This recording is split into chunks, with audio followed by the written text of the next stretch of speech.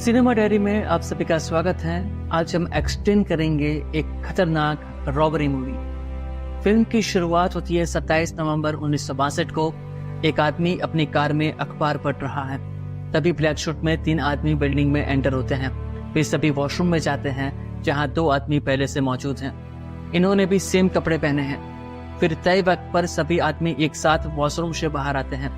उनमें से एक खिड़की से देखता है कि कुछ व्हीकल वहां पर आ रहे हैं। वे सभी लिफ्ट में ग्राउंड फ्लोर पर आते हैं।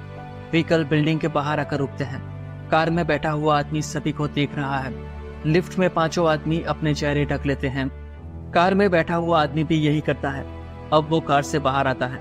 उसके हाथ में भी एक छाता है। दूसरी ओर बिल्डिंग से बाहर व्हीकल में से बॉक्स को अनलोड किया जा रहा है।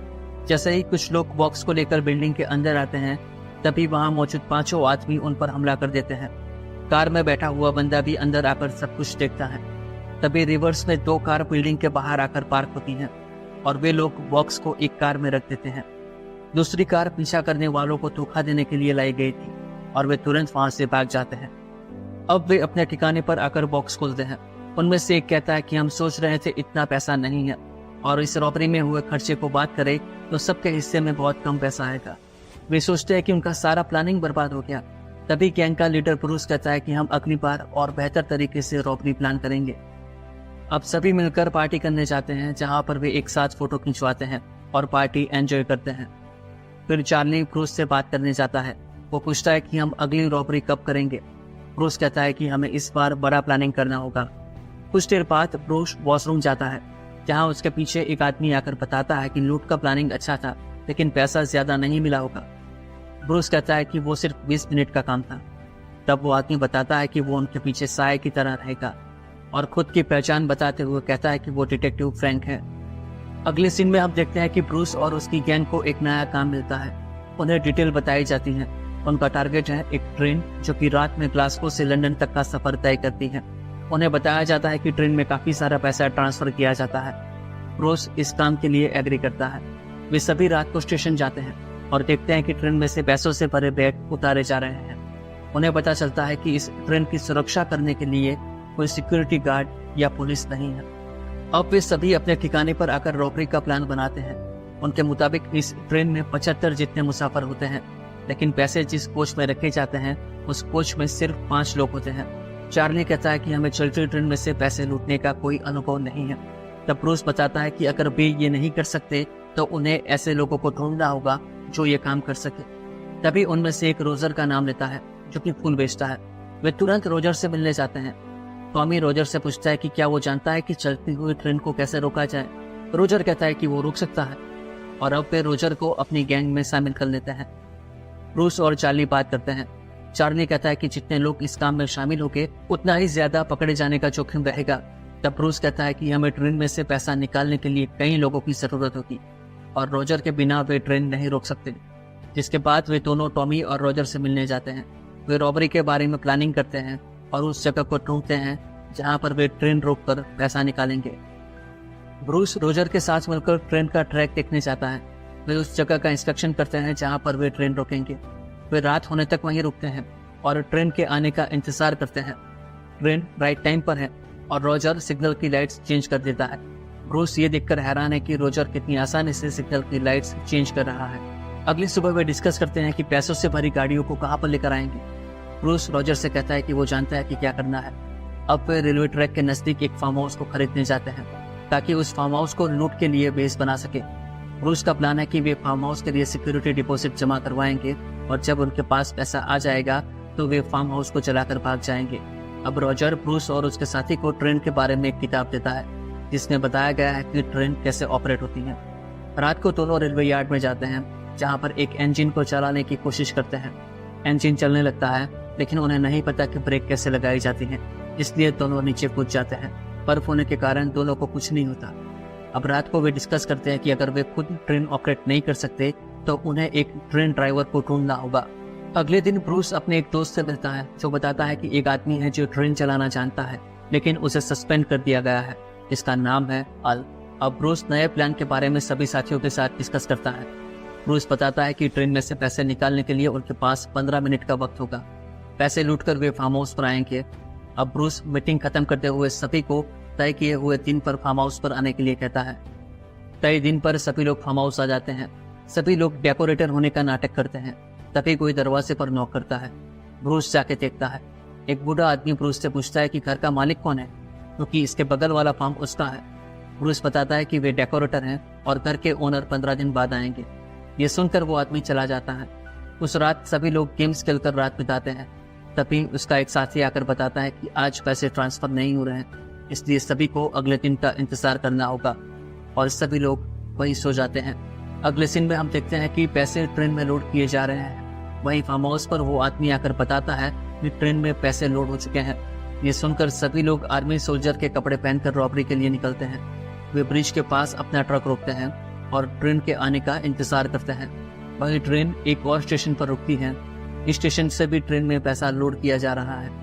वहीं रॉजर और ब्रूस सिग्नल के पास बैठकर ट्रेन का इंतजार कर रहे हैं। रात के 2:50 हुए हैं। ब्रूस अपनी पोजीशन में है। कभी भी ट्रेन आ सकती है। तभी वे इंजन की लाइट्स देखते हैं। रॉजर अपना काम करता है और सिग्नल चेंज कर देता है। ट्रेन का ड्राइवर येलो सिग्नल देखकर ट्रेन को ब्रेक लगाता है और ट्रेन ब्रिज के बिल्कुल नजदीक आकर रुक जाती है। गैंग के लोग दीवार के पीछे छिपे हुए हैं। अब ट्रेन के इंजन में से एक आदमी नीचे उतरकर रेलवे ट्रैक के पास रखे फोन का इस्तेमाल करने के लिए आता है, लेकिन फोन बंद है, इसलिए वो किसी को कांटेक्ट नहीं कर पाता। जब वो वापस जा रहा होता है तभी उसे पकड़ लिया जाता है। उसके तुरंत बाद दूसरे ड्राइवर को भी नीचे उतार कर बंधक बना लिया जाता है और वे इंजन को बाकी कोच से अलग कर देते हैं। अब गैंग का ट्रेन ड्राइवर अल इंजन को आगे ले जाने की कोशिश करता है, लेकिन इसमें थोड़ा वक्त लगेगा क्योंकि इंजन में कोई प्रेशर नहीं है। इसलिए वे असली ड्राइवर को वापस इंजन में लेकर आते हैं और उसे ऑर्डर देते हैं कि इंजन को आगे लेकर जाओ, लेकिन वो भी कहता है कि प्रेशर नहीं है, इसलिए इंजन आगे नहीं जाएगा। लेकिन कुछ देर बाद ट्रेन का इंजन चलने लगता है और बाकी कोच को पीछे छूटते हुए वे इंजन को ब्रिज पर लाकर रोक देते हैं। ब्रूस ट्रेन के ड्राइवर को अपना मुंह बंद रखने के लिए कुछ पैसे ऑफर करता है, लेकिन वो ऐसा करने से मना कर देता है, इसलिए उसे वहां से बंधक बनाकर ले जाया जाता है। अब गैंग के लोग ट्रेन में चढ़ जाते हैं और उस कोच में बैठे हुए गार्ड्स को बंधक बना लेते हैं। वे गेट का ताला तोड़कर ट्रेन में से पैसा निकालना शुरू कर देते हैं। एक एक करके पैसे से भरे बैग को ट्रक में रखा जा रहा है। वक्त बीत रहा है और उन्हें वहां से जल्द निकलना होगा, इसलिए वे पैसे से भरे कुछ बैग ट्रेन में ही छोड़कर वहां से निकलकर फार्म हाउस पर आ जाते हैं। ब्रूस अपने साथियों को कहता है कि कोई भी अपने ग्लव्स नहीं निकालेगा। कुछ देर बाद वे रेडियो पर इस रॉबरी के बारे में खबर सुनते हैं और हंसने लगते हैं। अब एक बड़े कमरे में पैसों से भरे बैग को खाली कर उसे गिना जा रहा है। सभी लोग काफी एक्साइटेड हैं। ब्रूस कहता है कि वो सोने जा रहा है और जब पैसों की गिनती खत्म हो जाए तब उसे जगा देना। कुछ घंटों बाद ब्रूस को जगाया जाता है। वो नीचे आकर देखता है कि पैसों का ढेर लगा हुआ है। एक साथी बताता है कि कुल मिलाकर 2.6 मिलियन पाउंड है और ये बहुत सारा पैसा है। रेडियो पर बार बार रॉबरी की खबर आ रही है, लेकिन उसमें कहा जा रहा है कि सिर्फ 1 लाख पाउंड ही लूटे गए हैं। सभी लोग जश्न मनाते हैं। वहीं ट्रेन के ड्राइवर का काम करने वाले अल को उसका हिस्सा दिया जाता है। कुछ लोग बात करते हैं कि वे इन पैसों से क्या करेंगे। सभी के बड़े बड़े सपने हैं। तभी ब्रूस उन्हें शांत रहने के लिए कहता है। वो रेडियो पर कुछ सुन रहा है। रेडियो पर बताया जाता है कि रॉबर्ट्स ने लूट में आर्मी ट्रक का इस्तेमाल किया था और एक आई विटनेस है जिसने सुबह 4 बजे इन आर्मी ट्रक्स को देखा था। ब्रूस समझ जाता है कि वे अब आर्मी ट्रक का इस्तेमाल नहीं कर सकते, लेकिन वे फार्म हाउस में रहकर अपने प्लान को फॉलो करेंगे। ब्रूस बताता है कि इस एरिया में अभी पुलिस का काफी बंदोबस्त होगा और आर्मी के सभी व्हीकल को चेक किया जाएगा, इसलिए उनके पास अभी भी वक्त है। तब तक वे पैसों का बंटवारा करके फार्म हाउस के साथ सब कुछ चला देंगे। ब्रूस अभी भी रेडियो सुन रहा है। तभी वो देखता है कि उसके साथी आर्मी ट्रक को दूसरा कलर लगा रहे हैं। ब्रूस रेडियो पर सुनता है कि पुलिस रॉबरी के आसपास के इलाकों में सभी लोगों से पूछताछ कर रही है। पुलिस का मानना है कि रॉबर्ट्स ब्रिज एरिया के 30 माइल के दायरे में छिपे होने चाहिए। उनका फार्म हाउस भी इसी दायरे में है, इसलिए पुलिस कभी भी जांच के लिए यहाँ पर आ सकती है। ब्रूस सभी को कहता है कि उसे अंदाजा नहीं था कि ट्रेन में कितने सारे पैसे होंगे। शायद ये सदी की सबसे बड़ी लूट हो सकती है। तब चार्ली कहता है कि वे कल चले जाएंगे। अब सभी लोग मिलकर घर से सबूत मिटाने का काम शुरू करते हैं। वे अपना सामान और लूट के दौरान पहने हुए कपड़े जला देते हैं। अगली सुबह फार्म हाउस से जाने से पहले चार्ली अपने साथियों को कहता है कि सभी अपने पैसे संभाल कर रखें और पैसों का दिखावा न करें। सभी लोग अपनी अपनी कार में वहां से चले जाते हैं। सबसे आखिर में ब्रूस निकलता है। ब्रूस सुबह अपने घर आता है और उसकी वाइफ को कहता है कि हमें अपने बेटे के साथ यहाँ से निकलना होगा। वहीं पुलिस की जांच तेज हो रही है, इसलिए सभी लुटेरे टेंशन में है। जब चार्ली को पता चलता है कि फार्म हाउस को अभी तक चलाया नहीं गया तो वो गुस्सा होकर उस आदमी को पीटने लगता है जिसे ये जिम्मेदारी दी गई थी। अब ब्रूस पूछता है कि क्या सबने फार्म हाउस को अच्छे से साफ किया था। उसे जवाब मिलता है कि ठीक से सफाई नहीं हुई थी, इसलिए अब वे खुद फार्म हाउस जाकर उसे जलाने की तैयारी करते हैं। लेकिन अब बहुत देर हो चुकी है। पुलिस ऑलरेडी फार्म हाउस की तलाशी ले चुकी है। ब्रूस रेडियो पर खबर सुनता है कि पुलिस जल्द इस रॉबरी के सिलसिले में गिरफ्तारियां शुरू करेंगी और उससे अपनी पत्नी के साथ बिताए गए अच्छे पल की याद आती है। वहीं चार्ली अपने साथियों से पूछता है कि क्या उन्हें अब भी फार्म हाउस जला देना चाहिए, लेकिन ब्रूस कहता है कि अब इसका कोई मतलब नहीं है, वहाँ हर जगह पुलिस मौजूद है। तब चार्ली ब्रूस से पूछता है कि अब तुम ही बताओ कि आगे क्या करना है। ब्रूस कहता है कि वो किसी प्लानिंग का हिस्सा नहीं रहेगा। ब्रूस न्यूज़पेपर देखता है जिसमें खबर है कि उसकी गैंग का एक आदमी पुलिस के हाथों पकड़ा गया है। चार्ली कहता है कि सबको अलग अलग हो जाना चाहिए और कोई एक दूसरे को कांटेक्ट नहीं करेगा। पुलिस इन्वेस्टिगेशन तेज हो रही है और कुछ दिन बाद ब्रूस न्यूज़पेपर के पहले पन्ने पर अपनी तस्वीर देखता है जो कि अब वांटेड है। वहीं हम ब्रूस को देखते हैं जो अपना हुलिया बदल कर जा रहा है। दोस्तों, आपको जानकर हैरानी होगी उस वक्त ब्रूस और उसकी गैंग ने जो 2.6 मिलियन पाउंड्स लूटे थे उसकी आज कीमत है 41 मिलियन पाउंड्स, जो कि इंडियन करेंसी में होता है 4 अरब 23 करोड़ 91 लाख रुपया।